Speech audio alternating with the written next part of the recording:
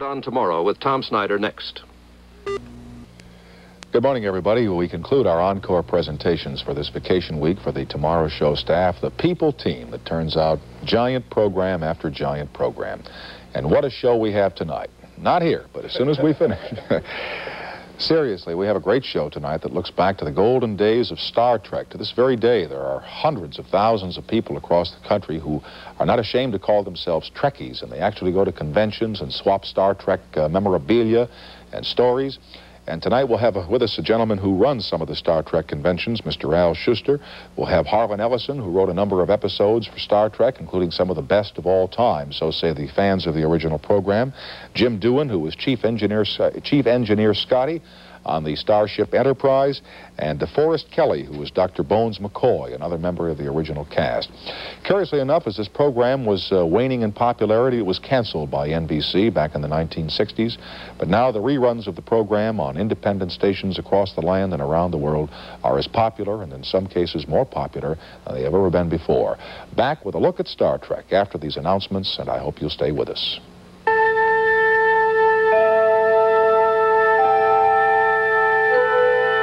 Space, the final frontier.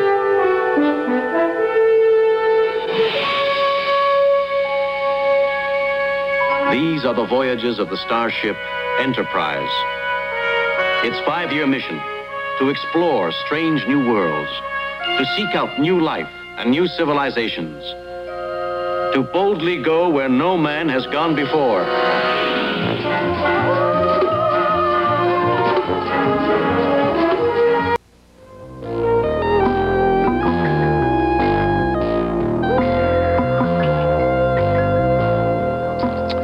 Let me introduce to you now 3 members of the original Star Trek as it appeared on television here on NBC, starting with Mr. DeForest Kelley, who I'm certain you'll recognize as Dr. Bones McCoy.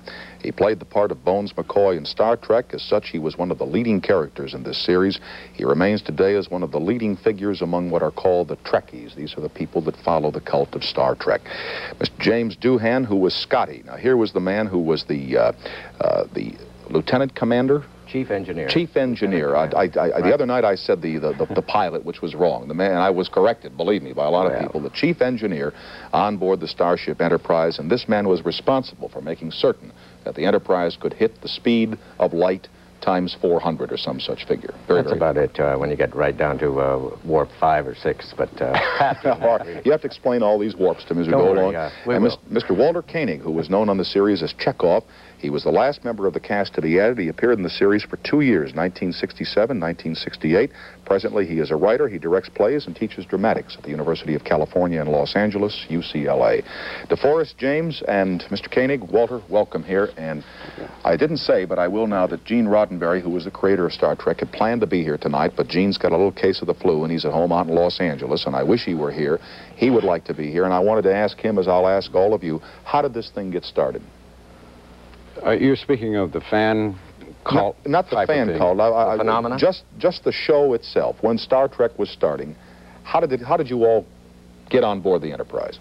Well, mine was kind of, I always say I came in the back door. I was not in, there were 2 pilots made, and I was not in either pilot. Roddenberry wanted me, but evidently someone at the network didn't want me. You know how that is. Oh, yes. And he kept trying for me, and after he had made the 2nd pilot, he put me in a show called Police Story. And on these reactions where they send the film out for the public to look at, I got lucky and got a kind of a high rating on that sort of thing, and they decided at the last minute to put me in to Star Trek as a doctor. So I started with the series, but I was not in either pilot.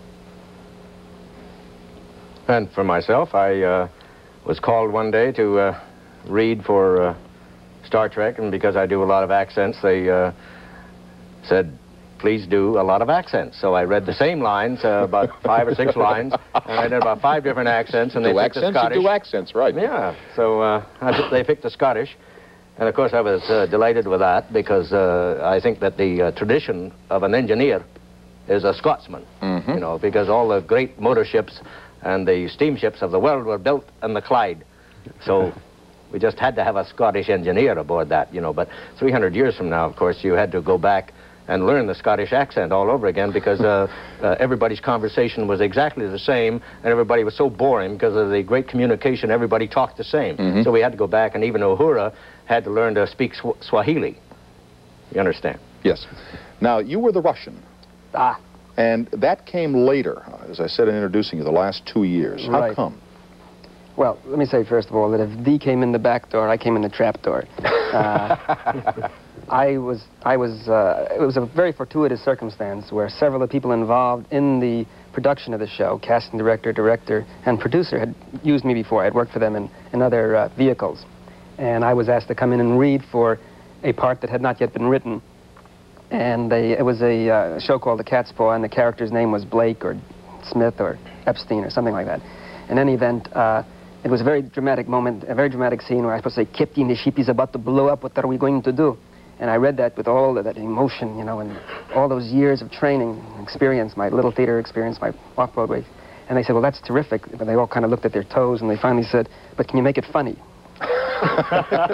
And if you'd have done 20 one-liners that were dynamite, they would have said, hey, would you make it not quite so funny, please? Right, exactly. Just a little test of versatility there. You've been around quite a long while, Tom. You know all the ins and outs of this business, It's a funny right? thing about auditions. You have to be better for auditions than you ever have to be once That's you're right. hired. That is the most critical thing in the world, is getting the job. Right. Now, in the little film we played here at the beginning where it said the mission is 5 years to go around the universe, etc., etc., etc., the show did not last 5 years, did it? It No. lasted, what, No, 3? Yeah. 3 years, 79 performances, which includes pilots, and also the making of a two-parter, which included the very first pilot, and they wrote a story around it to make a two-parter, and the only two-parter we had, and that was called The Menagerie, and it included the first pilot, which was called The Cage. And the second pilot was called Where No Man Has Ever Gone Before. For actors, was this a good show to work, even though it did not last, It say, was a marvelous show. as long as you wanted it It was a to? marvelous show. It offered a challenge with each script. It was not unlike, you know, when you go in and do a Western, you have a pretty good idea what you're going to do. But with Star Trek, each script was a challenge. And we could go into almost any different direction. For instance, we did a show called The Deadly Years, which enabled me to age to around 115, 125 years old, which was a real kick for an actor. I spent 5 hours each day in makeup alone for this. Now, you would never get that opportunity anyplace else to do that sort of thing, to be called upon to do that sort of thing. I found it a challenging and interesting show to do. I thought it was what was particularly challenging about Star Trek for me was trying to make Warp 4, Captain, into something really exciting, because that's what I had to say most of the time. Yes. What for, Captain? No, Warp 4. Gee. Warp 4. Warp 4. Tell me about the warps and all that. I must confess to you, I don't understand. I know that Well, there the are warp 1 is the speed of light. Okay, and I know that there are people who get this down to the details. They have blueprints of the starship, and they check the technology and everything else. I'm not into it in that fashion, so you'll have to... Of course, I started the whole That thing. makes you see, two by of being us. the chief engineer, and I built the ship up in space, so at the San Francisco Navy Yards, and they What shot it about up this into thing space. back here? Is this pretty... No, that isn't close at all, for heaven's sake. Well, that's not bad. It's not bad, though. You know, pretty good. But, see, we have 1776 on there. Isn't that great? I must say I'm observant. Because I thought it was really 1976 1701 the first time I was looked ours. at it. Yeah, it should be 1976. That's where Scott is located, in that lower compartment there. That's the engine room. And that with the bridge is in the center on top, and then the surrounding area are the science labs and quarters. And the matter antimatter pods And yes, and the on pod the outside. And it took a crew of 450 people, roughly, to operate to this. operate this. Yeah. It was about 400,000 tons as it was. But what was the total...